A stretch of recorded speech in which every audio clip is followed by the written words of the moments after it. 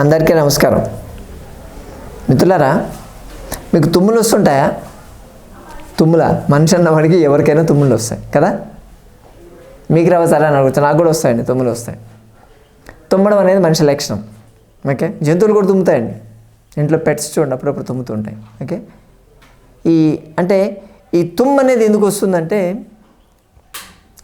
యూజువల్గా మన nervous system irritate అయినప్పుడు ఏదైనా ఇరిటేటివ్ ఆర్గానిజం మన ముక్కు ద్వారా లోపలికి వెళ్ళినప్పుడు దాన్ని బయటకు పంపించేటువంటి మెకానిజం తుమ్ము. ఒక్కసారి తుమ్మేస్తే ఏమవుతుందంటే ఆ ఫోర్స్కి అక్కడ ఉన్నటువంటి ఆ ఇరిటెంట్ బయటకు వచ్చేస్తుంది పూర్తిగా. అంటే అది మళ్ళీ లోపలికి వెళ్ళింది అనుకోండి, ఇంకాస్త ఎక్కువ అలర్జీ క్రియేట్ అయింది అనుకోండి, లంగ్స్ ఇవన్నీ ఇన్ఫెక్షన్ అయిపోయి మళ్ళీ వాటి ప్రాబ్లం వచ్చేటువంటి ఛాన్సెస్ ఎక్కువ ఉంటాయి. కాబట్టి బాడీ ప్రొటెక్టివ్ మెకానిజం అంటాం దీన్ని, తుమ్ము రావడం అనేది. తుమ్ము చాలా ఫోర్స్ఫుల్గా ఉంటుందండి. మనం ఏదో ఒకసారి తుమ్మేస్తాం, ముక్కు ఊడిపోయినట్టు తుమ్మారు రాయడు అంటారు. అంత ఫోర్స్ కొంతమందికి ఎక్కువ వస్తుంది. వోకల్ కార్డ్స్ సౌండ్ కూడా వస్తుంది కాబట్టి బాగా ఎక్కువ సౌండ్ వచ్చేస్తుంది. వోకల్ కార్డ్ చాలా స్ట్రాంగ్ ఉంటే ఇంకా బాగా సౌండ్ వస్తుందని చెప్తారు. ఈ తుమ్ము మామూలుగా మనం ఉన్నప్పుడు ఓకే అండి, ఇంట్లో ఉన్నప్పుడు ఓకే, మన క్లోజ్ ఫ్రెండ్ సర్కిల్ ఉన్నప్పుడు ఓకే. కానీ ఎక్కడైనా కొన్ని ప్లేసెస్లో తుమ్మడం అనేది కొంచెం భయంకరమైన నేరంలాగా చూస్తారు కదా. ఇప్పుడు సపోజ్ ఎవరన్నా రెడీ అయ్యి ఊరికి పోవడానికి బ్యాగులు తీసుకుని బయటకు పోతున్నాం అనుకోండి, హాచి మంది తుమ్మిదే అనుకోండి, ఎలా ఉంటుంది? అలాగే ఎక్కడైనా సరే మనం పూజకి వెళ్ళి అక్కడ ఓకే మీకు హారతి ముట్టించడానికి వెళ్ళినప్పుడు కానీ, లేకపోతే కొబ్బరికాయ కొడతానని చెప్పి తీసుకున్నప్పుడు కానీ తుమ్మారనుకోండి, ఎలా ఉంటుంది?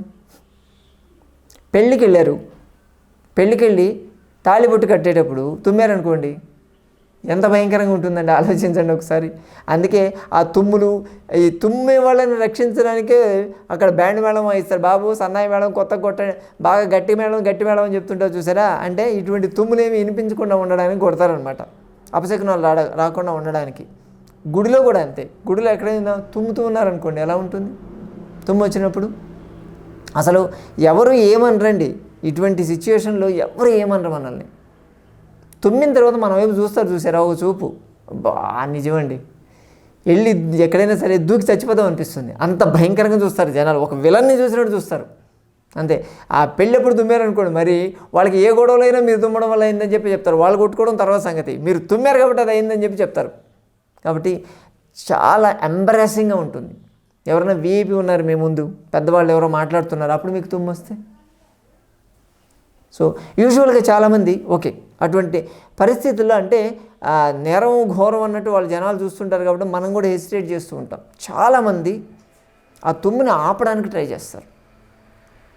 అంటే కర్చీఫ్ గట్టిగా నొక్కి పెట్టేసి దాన్ని తుమ్ముని ఆపడం. కొంతమంది గాలి పీల్చడం ఆపేస్తారు, కానీ అప్పుడు వచ్చేటువంటి ఆ ఇరిటేషన్ డిఫరెంట్ ఉంటుంది. ఓకే, అలాగే కొంతమంది ఏం చేస్తారంటే ముక్కు అడ్డం గట్టిగా లోపల దుమ్మేస్తారు సౌండ్ రాకుండా ఉండడానికి. కానీ అది చాలా డేంజర్, గుర్తుపెట్టుకోండి. ఆపొద్దు. యాక్చువల్గా ప్రకృతి వైద్యంలో వేగధారణ అని చెప్పి ఉంటుంది. వేగధారణ అంటే న్యాచురల్ కాల్స్ని దేన్ని ఆపొద్దు అని చెప్తారు. ఆపితే మీకు హెల్త్ ప్రాబ్లమ్స్ వస్తాయి అని చెప్తారు. మీకు యూరిన్ పోవాలని చెప్పి లోపల ఇండికేషన్ ఇచ్చినప్పుడు యూరిన్కి వెళితేనే బాడీ పవర్స్ అనేటివి యాక్టివ్గా ఉంటాయి. మోషన్ వచ్చినప్పుడు మోషన్కి పోవాలి, నిద్ర వచ్చినప్పుడు నిద్రపోవాలి, తుమ్ము వచ్చినప్పుడు తుమ్మాలి. అది రూల్. వీటిని ఎక్కడైనా బ్రేక్ చేశారా మీ హెల్త్ అనేది ఖచ్చితంగా స్పాయిల్ అవుతుంది. అది ఎంత పర్సెంటేజ్ అనేది ఎవరి అదృష్టం వాళ్ళదే. ముందే చెప్పాను, మనం గట్టిగా తుమ్మినప్పుడు దాని ఫోర్స్ అనేది ఆల్మోస్ట్ 6 to 8 feet ఉంటుందంట. అంత ఫోర్స్గా వెళ్తుంది, అంత దూరం వెళ్తుంది అది తుమ్ము అనేది. ఒక బుల్లెట్ ఎంత స్పీడ్గా వస్తుందో అంత స్పీడ్గా వస్తుందని చెప్తారు. దాని స్పీడ్ అంత స్పీడ్ బయట వస్తే దాని పవర్ అంత ఉన్నప్పుడు మనం దాన్ని ఆపేసి లోపలికి తుమ్మితే బ్రెయిన్కి పోదా?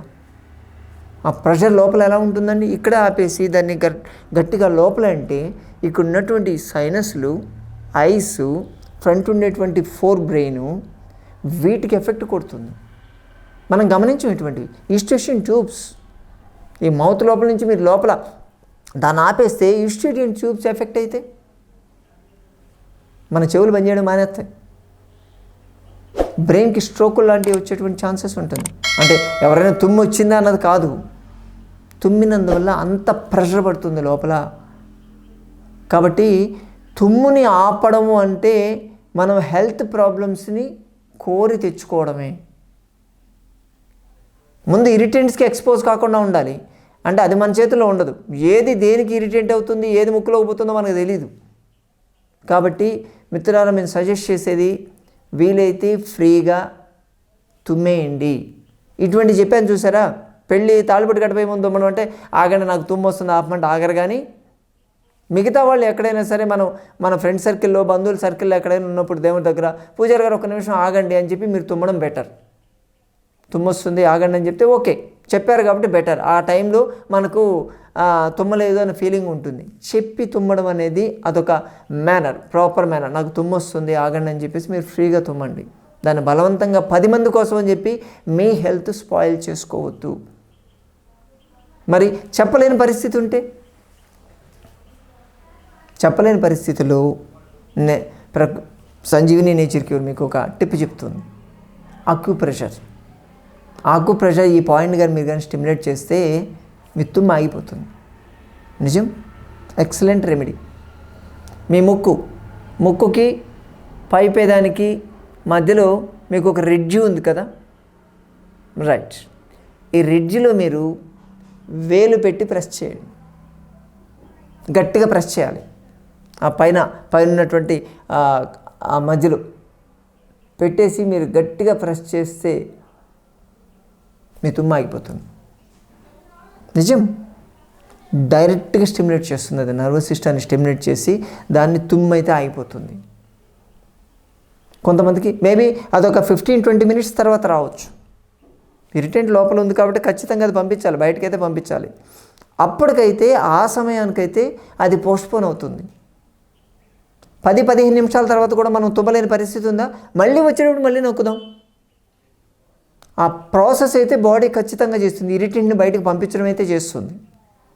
ఆ టైం వరకు అయితే మన సోషల్ లైఫ్ అయితే డ్యామేజ్ కాదు. మనం 10 మందిలో మనం ఏమి చేయకుండా అమాయకంగా ఉన్న వాళ్ళు మన విలన్ లెక్క చేయరు జనాలు.